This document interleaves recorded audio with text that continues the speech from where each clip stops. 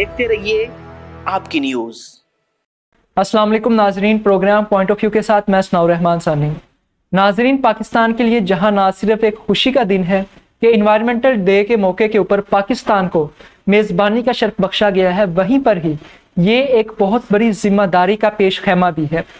پاکستان کے اوپر یہ ایک خوشی کے ساتھ ساتھ ایک بہت بڑی ذمہ داری بھی لایا ہے کہ ایک ایسا ملک جو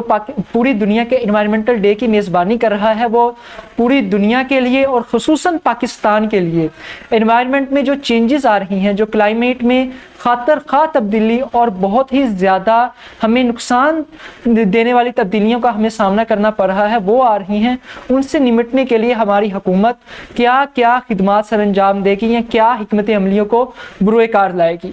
کیونکہ یہ یونائٹڈ نیشنز کا جو پروگرام ہے، جو یونائٹڈ نیشنز نے اشتراک کے ساتھ ہم نے یہ جو میزبانی کی ہے، یونائٹڈ نیشنز کے انوائرمنٹل پروگرام کے اشتراک کے ساتھ میزبانی کا یہ ہم نے آپ یہ کہہ سکتے ہیں کہ فریضہ سر انجام دیا ہے۔ اس کا مقصد بھی یہ ہے کہ پاکستان اور اس جیسے دوسرے ترقی پذیر ممالک کو اس بات کا ان کے اندر شعور کو اجاگر کرنا ہے، ان کے اوپر تھوڑی سی ذمہ داری عائد کرنی ہے، ان کے اوپر ذمہ داری لادنی ہے کہ یہ اپنے ملکوں کے لیے، اپنے لوگوں کے لیے یہ جو ماحول میں اچانک اور انپریڈکٹیبل انسین تبدیلیاں آ رہی ہیں، ان سے نمٹنے کے لیے اقدامات اٹھائیں اور سنجیدہ اقدامات کریں۔ تو اس کا مقصد بنیادی طور پر یہ ہے۔ اسی سلسلے میں وزیر اعظم عمران خان نے جو خطاب کیا، اس میں جرمن کونسلر اور اقوام متحدہ کے سیکرٹری جنرل نے بھی شرکت کی۔ ورچولی اس خطاب کے اندر، جو کہ 5 جون کو 2021 کو انوائرمنٹل ڈے کی میزبانی پاکستان کو سونپی گئی تھی، تو جمعرات کے روز جو خطاب کیا ہے عمران خان صاحب نے، انہوں نے بہت ہی اہم اور بہت خوش آئین باتیں کی ہیں۔ انہوں نے کہا کہ ماحولیاتی تبدیلی سے بچانے کے لیے انوائرمنٹل ڈے پر اس بات کا عزم کیا کہ جس طرح چائنا نے ایک پورے شہر کو گرین سٹی بنا دیا ہے، ماحول دوست ملک شہر کا قیام عمل میں لایا ہے، اسی طرح ان چیزوں کو سیکھتے ہوئے، ان مثبت چیزوں سے آپ یہ کہہ سکتے ہیں کہ سبق سیکھتے ہوئے ہم یہ کوشش کریں گے کہ اپنے ملک میں بھی ان چیزوں کو امپلیمنٹ کریں۔ اس کے ساتھ ساتھ انہوں نے کہا کہ 10 لاکھ جو ٹریز ہیں، اس ہدف کو، یہ جو ان کا بلین ٹریز سونامی ہے، اس ہدف کو جو آپ کہہ سکتے ہیں کہ اچیو کرنا بہت ضروری ہے۔ ناظرین، سیاسی باتوں سے اور سیاست سے کو ایک طرف رکھ کے اگر ہم صرف بات کریں تو اس وقت پوری دنیا کووڈ کی جس طرح سے لپیٹ میں ہے، آئندہ آنے والے سالوں میں یہ جو ہم اس وقت ماحولیاتی تبدیلی دیکھتے ہیں، ہم دیکھتے ہیں کہ اگر ہم جیسے ہم نے بات بھی کی ہے اور ہم آگے بھی بات کرتے رہیں گے کہ اس وقت پاکستان کے صوبے بھی ایک دوسرے کے دستوں گریباں ہیں، پانی کی شدید کمی کا سامنا ہے۔ اور اس کی مین وجہ کیا ہے؟ ایک تو وجہ جو گزشتہ کئی سالوں سے ہم دیکھنے میں آ رہے ہیں کہ دریاؤں کی سپردگی کرنے کے بعد بھارت کو ہمیں دیکھنے میں آ رہی، لیکن اس سال جو وجہ بنی، کیونکہ ماحول میں تبدیلی بہت پیدا ہو رہی ہے اور یہ انپریڈکٹیبل تبدیلی ہے۔ ہمیں پتہ نہیں چلتا، ایک ہفتہ گرمی کا ہے، ایک ہفتہ سردی کا ہے، بارشوں کا جو موسم تھا اس میں بارشیں ہو نہیں رہی، دریاؤں میں بہاؤ ہے نہیں، درجہ حرارت کا جب ہمیں زیادتی چاہیے، اس کے اندر جب درجہ حرارت زیادہ ہونا چاہیے تاکہ برف پگھلے اور دریاؤں میں بہاؤ میں تیزی آئے، وہ ہو نہیں رہا، جس کی وجہ سے پانی کی کمی ہو رہی ہے۔ تو ناظرین، یہ سارے مسائل ہیں جن کا بھی سامنا ہے، اور اس میں سب سے زیادہ نقصان دہ بات کیا ہے؟ سب سے زیادہ نقصان دہ بات یہ ہے کہ یہ مسائل کم نہیں ہوں گے، یہ آئندہ آنے والے سالوں میں بڑھتے جائیں گے اور بڑھتے ہی چلے جائیں گے، اور ان کا حل کسی بھی صورت ہم سے نہیں ہو سکے گا۔ اگر ہماری فصلوں کو کسی بھی طرح کا کوئی نقصان آتا ہے، کوئی بیماری، کوئی کیڑے مکوڑوں کا اٹیک آتا ہے، کوئی ٹڈی دل آ جاتا ہے، تو مطلب لوکسٹ کا یا انسیکٹس کا اٹیک ہو جاتا ہے، تو اس کے لیے ہم پیسٹی سائڈز یوز کر سکتے ہیں، اس کے لیے بہت سے پھندے استعمال کیے جا سکتے ہیں، سو مینی تھنگس استعمال کی جا سکتی ہیں، بروئے کار لائی جا سکتی ہیں۔ لیکن جس طرح سے ماحول تبدیل ہو رہا ہے، اگر بالکل فصل کے پکنے کے وقت، جو کہ بارش کا وقت نہیں ہے، بارش ہو جاتی ہے، آپ کی ساری فصل تباہ ہو جاتی ہے، اور یہ انپریڈکٹیبل چینج ہو، اس کے بارے میں کوئی پیش گوئی پہلے نہ ہو، کوئی اندازہ بھی نہ ہو، تو آپ کیسے اپنے آپ کو بچائیں گے؟ اس طرح یہ انوائرمنٹل چینج اور اس کے علاوہ بہت سی چیزیں ایسی ہیں جو عام فہم نہیں ہیں۔ ناظرین، یہ بات تو سب کو نظر آتی ہے کہ جب فصل کھڑی ہے، بالکل پکی ہوئی ہے، بارش سے نقصان ہوتا ہے، لیکن اس سے پہلے ابتدائی مراحل میں جب وہ اپنی نشو و نما حاصل کر رہی ہے، اس وقت بھی اگر جو بالکل ایک سردیوں کا سیزن ہوتا تھا، اس میں اگر 2-3 ہفتے بالکل گرمیوں کے آتے ہیں، تو بہت سے بایولوجیکل پروسیسز ہیں جو پلانٹس کے اندر پیداوار کو پیدا کرنے کے لیے، بڑھانے کے لیے، بیج پیدا کرنے کے لیے، اور ہمیں جو ییلڈ چاہیے ہوتی ہے اس کے لیے ضروری ہوتے ہیں، وہ ایفیکٹ ہوتے ہیں۔ تو عام سادہ فہم الفاظ میں ہم یہ کہہ سکتے ہیں کہ یہ جو تبدیلیاں آ رہی ہیں یہ بہت سے ایسے مسائل کو پیدا کر رہی ہیں جو ابھی عام لوگوں کو نظر نہیں آتی، لیکن وہ ایسے بڑے بڑے مسائل کا آپ یہ کہہ سکتے ہیں کہ پیش خیمہ ہوں گی جو پوری دنیا کو شاید کووڈ سے بھی بڑی اور کووڈ سے بھی زیادہ نقصان دینے والی ایک آپ کہہ سکتے ہیں کہ وبا کی صورت میں ہمیں ان کا سامنا کرنا پڑے گا یا صورت اختیار کر لیں گی، یعنی کہ بہت ہی بڑا بحران پیدا ہو جائے گا۔ ناظرین، انوائرمنٹل چینجز کیوں آ رہی ہیں؟ اس کی بیش بہا وجوہات ہیں۔ کیا ہے؟ زرخیز زمین جو ہمیں فصلیں مہیا کرتی تھی، جو انسانوں کو خوراک مہیا کرتی تھی، جو ٹیریسٹریل انوائرمنٹس، جو ٹیریسٹریل آرگینزمز، جو مطلب آپ کہہ سکتے ہیں کہ جانوروں کے، کیڑے مکوڑوں کی یہ جو پوری ایک آبادی ہے، ان کا ایک آپ کہہ سکتے ہیں کہ مسکن تھی، ہیبیٹیٹ تھی، ان کے رہائش کی جگہ تھی، اس کو تباہ کر رہی ہیں۔ اب یہ دیکھیں ناظرین، یہ جو چینج ہو رہا ہے، ہمارے جو انڈسٹریلائزیشن آپ یہ کہہ سکتے ہیں کہ بڑھتی ہی چلی جا رہی ہے، اور المیہ ہمارا یہ ہے، اور ہمارے جیسے بہت سے ترقی پذیر ممالک کا المیہ یہ ہے کہ جو ہمارے بنجر علاقے ہیں، جو آپ یہ کہہ سکتے ہیں کہ جن کے اوپر کھیتی باڑی نہیں ہو سکتی، وہاں پر کالونیاں یا سٹیز ڈیولپ نہیں کیے جا رہے، بلکہ جو آباد علاقے تھے یا جو زرخیز علاقے تھے، جو ہمیں پیداوار مہیا کر رہے تھے، جو ہمیں خوراک مہیا کر رہے تھے، ان علاقوں میں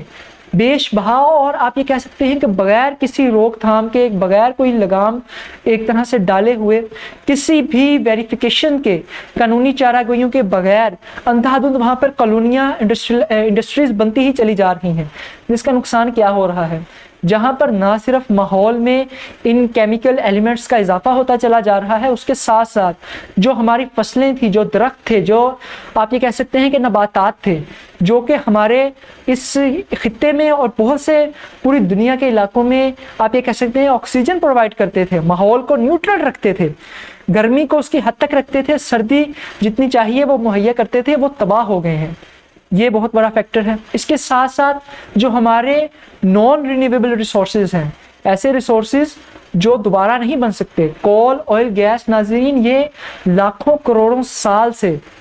جو کیمیائی عمل ہو رہے تھے، یہ جو ہمیں کوئلہ، تیل مل رہا ہے، یہ لاکھوں کروڑوں سالوں کے عمل کا نتیجہ ہے، اور ان کو دوبارہ اس حالت میں کوئلے کو دوبارہ کوئلہ بننے کے لیے لاکھوں کروڑوں سال چاہیے۔ تو جہاں پر ہم اندھا دھند دوسرے ذرائع کے اوپر فوکس کیے بغیر ان چیزوں سے تھرمل پاور اور اس طرح کے دوسری ٹرمز یوز کر رہے ہیں، یعنی کوئل آئل سے بجلی پیدا کر رہے ہیں، اور جو ہم آئلز کو، پیٹرولیم کو اپنے موبائلز میں، آٹو موبائلز میں، گاڑیوں میں استعمال کر رہے ہیں، جہاں پر نہ صرف ہمارے ان ریسورسز کو ختم کر رہا ہے، دوسری طرف یہ ماحول میں کاربن ڈائی آکسائڈ اور اس طرح کی دوسری بہت سے مضر گیسز جیسے کہ کاربن مونو آکسائڈ، سلفر کے آکسائڈز، نائٹروجن کے آکسائڈز کا خاطر خواہ اضافہ کر رہا ہے، جس کی وجہ سے ایسڈ رینز اور بہت سے دوسرے مسائل پیدا ہوتے چلے جا رہے ہیں، اور ہمارے خطے کے اندر، ہماری دنیا میں، ہماری ارتھ میں ٹمپریچر میں اضافہ ہوتا چلا جا رہا ہے، اور اس ٹمپریچر کے اضافے کی وجہ سے سی لیول بہت زیادہ رائز ہو رہا ہے، اور سی لیول کے رائز ہونے کی وجہ سے بہت سے خطے جو ہیں وہ زیر آب آتے جا رہے ہیں۔ وہ خطے جو کبھی زمین کے اوپر تھے، جن کے اوپر کبھی آبادی تھی، جو زرخیز علاقے تھے، وہ اب سمندر کی تہہ کے نیچے جا چکے ہیں اور باقی جاتے چلے جا رہے ہیں۔ تو ناظرین، کہنے کا مقصد یہ ہے کہ یہ ان بہت سی پیرامیٹرز کے اندر، بہت سی آپ کہہ سکتے ہیں کہ اطراف میں ہمیں نقصان پہنچا رہا ہے، ہمارا ماحول تبدیل ہوتا چلا جا رہا ہے۔ تو ناظرین، جو ہم نے پہلے بھی بات کی کہ جو ہمارا ماحول ہے جو تبدیل ہوتا جا رہا ہے، جس کے حل کے لیے ہی یہ جو سسٹم شروع کیا گیا ہے، یہ جو ڈیز منانے شروع کیے ہیں اقوام متحدہ نے، ورلڈ انوائرمنٹل ڈے 5 جون ایک طرح سے نومینیٹ کیا ہے، اس کا مقصد کیا ہے؟ اور یہ جو آنے والے 10 سال ہیں، یہ صرف اور صرف اقوام متحدہ نے اس بات کے اوپر فوکس کرنے کے لیے بنائے ہیں۔ ایک منشور ایک طرح سے آپ کہہ سکتے ہیں کہ بنایا ہے اقوام متحدہ نے، یونائٹڈ نیشنز نے، کہ آئندہ آنے والے 10 سال اور یہاں تک کہ یہ جو ہمارا 5 جون کو یہ انوائرمنٹل ڈے تھا، یہ بھی اسی تھیم کے اوپر تھا کہ اب ہم نے اپنے اس ایکو سسٹم کو، یہ جو ہماری انوائرمنٹ ہے جس میں ہم سانس لیتے ہیں، یہ جو ہمیں آکسیجن مہیا کرتی ہے، اس کو اب دوبارہ ریسٹور کرنا ہے۔ جو اوزون کی ڈپلیشن ہوتی چلی جا رہی ہے، جو ماحول کے اندر ٹمپریچر رائز ہوتا چلا جا رہا ہے، ہم نے اس کو دوبارہ ماحول کو قابل بنانا ہے، ہم نے ماحول کو دوبارہ سانس لینے کے قابل بنانا ہے، اس کو بحال کرنا ہے۔ تو یہ آئندہ 10 سال کا ٹارگٹ اقوام متحدہ کا یہ ہے، اور یہ ہماری اس کی میٹنگ جو اس گزشتہ دن بھی ہوئی جمعرات والے دن، اور جو 5 جون کا انوائرمنٹل ڈے منایا جا رہا ہے 2021 کا، اس کا منشور بھی یہی تھا۔ تو ایکو سسٹم کس طرح سے ریسٹور ہوگا؟ جیسا کہ ہم نے بات کی کہ ایکو سسٹم ہمارا انوائرمنٹل خراب کرنے میں بہت سے عوامل کار فرما ہے، لیکن اس کو ٹھیک کرنے میں جو مین چیز ہے وہ ٹریز ہے۔ ناظرین، دنیا کا سب سے بڑا جنگل ایمیزون ہے۔ ایمیزون کو ایک طرح سے ارتھ کے لنگز بھی کہا جاتا ہے۔ یہ پوری دنیا کے 30% سے زیادہ آکسیجن فراہم کرتا ہے، لیکن ہم دیکھتے ہیں کہ اس ترقی یافتہ ملکوں میں بھی اس کا مطلب ایمیزون بہت سے ترقی یافتہ ممالکوں کا ہمسایہ ہے، اور ان کے اندر بھی موجود ہے اس کے بہت سے حصے ایمیزون کے، لیکن ادھر بھی ڈیفورسٹیشن بہت زیادہ ہو رہی ہے، اور یہی حال ہمارے جیسے بہت سے ڈیولپنگ کنٹریز کا بھی ہے۔ ناظرین، یہ جو ہم نے قدم اٹھایا ہے، اور عمران خان صاحب کا یہ ایک اچھا قدم ہے، اگر یہ پایہ تکمیل تک پہنچ جاتا ہے، اگر 10 لاکھ ٹریز لگ جاتے ہیں، تو یہ ہماری انوائرمنٹ کو سہارا دینے کے لیے بہت اہم ہے۔ ناظرین، یہاں پر 2-3 اہم باتیں ہیں جو ہم آپ کے گوش گزار کروانا چاہتے ہیں۔ آپ یہ بات دیکھ چکے ہیں، آپ کے حالیہ تجربے میں ہے، ابھی تازہ ہم نے دیکھا کہ کووڈ نے پوری دنیا کی معیشت کو ہی نقصان پہنچایا، لیکن اس سے سب سے زیادہ نقصان کن ممالک کو پہنچا؟ ہمارے جیسے ترقی پذیر ممالک کو پہنچا، جو ترقی پذیر بھی تھے اور جن میں سیاسی عدم استحکام بھی تھا، کیونکہ وہ ڈیسیژنز نہیں اٹھا پاتے اور نہ ان کو اٹھانے دیا جاتا ہے۔ تو ناظرین، ایسے ممالک اگر ایسے ہی ماحول تبدیل ہوتا جا رہا ہے، اور یہ جو ابرپٹ چینجز آ رہے ہیں، اچانک چینجز آ رہے ہیں، ان کے ہم سب سے زیادہ جو مسائل بھگتنے پڑیں گے وہ ہم جیسے ترقی پذیر ممالک کو بھگتنا پڑیں گے۔ تو ناظرین، ایک بات تو یہ ہے،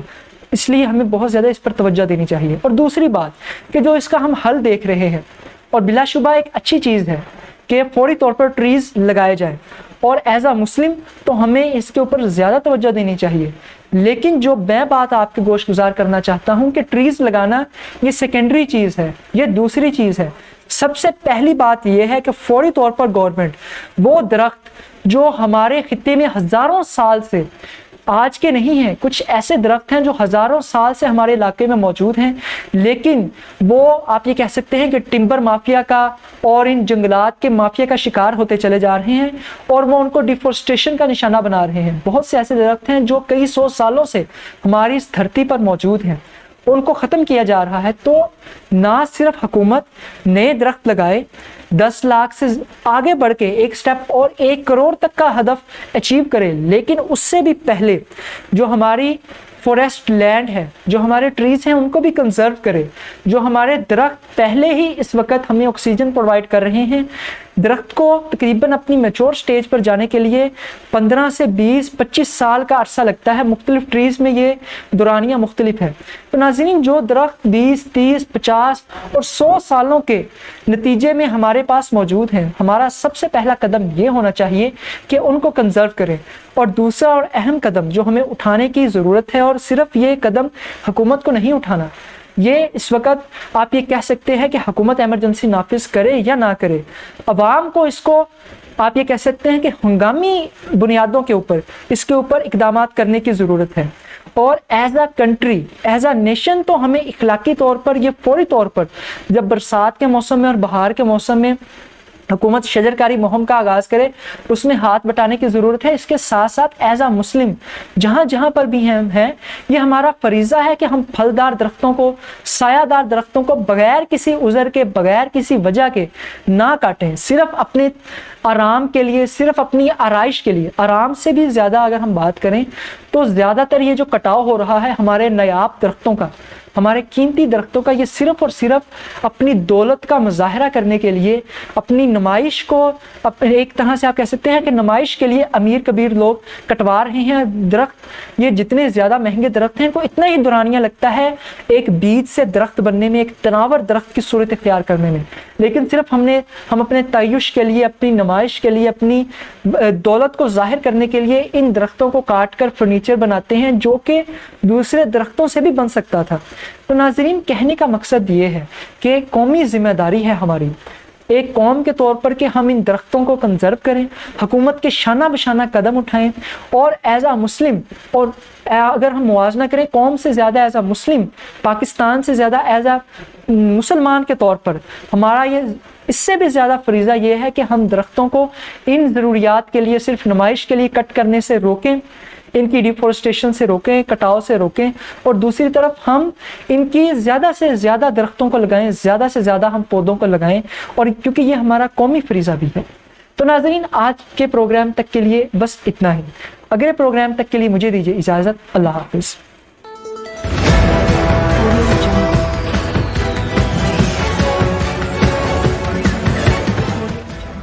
دیکھتے رہیے آپ کی نیوز۔